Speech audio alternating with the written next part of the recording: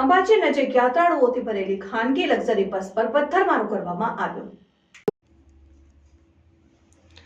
શક્તિપીઠ અંબાજીમાં દરરોજ હજારો ભક્તો માતાજીના દર્શન કરવા આવે છે। છેલ્લા કેટલાય સમયથી અંબાજીની આસપાસ વાહનો પર પથ્થરમારાની ઘટનાઓ જોવા મળી રહી છે।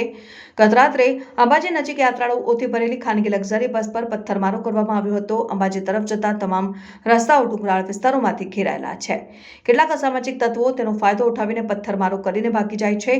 ગત રાત્રે અંબાજીથી મહેસાણા જતી 3 લક્ઝરી બસો પર પાંસા ગામ પાસે પથ્થરમારો કરવામાં આવ્યો હતો। ભક્તો માતાજીના દર્શન કરીને પરત ફરી રહ્યા હતા ત્યારે પથ્થરમારાની ઘટના બની।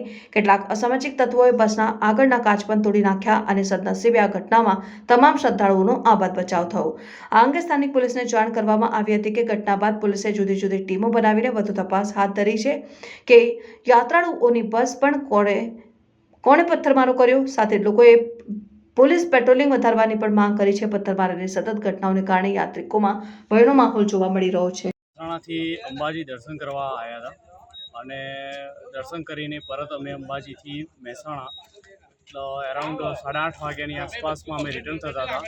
અંબાજીથી 5 કિલોમીટર જેવા આવ્યા ત્યાં આગળ જ પથ્થરમારો અમારી 3 લક્ઝરી છે સાથે।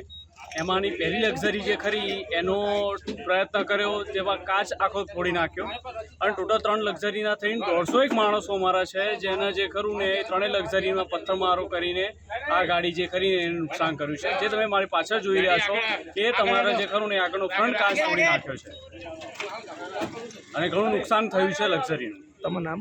સૌમિલ ભટ્ટ।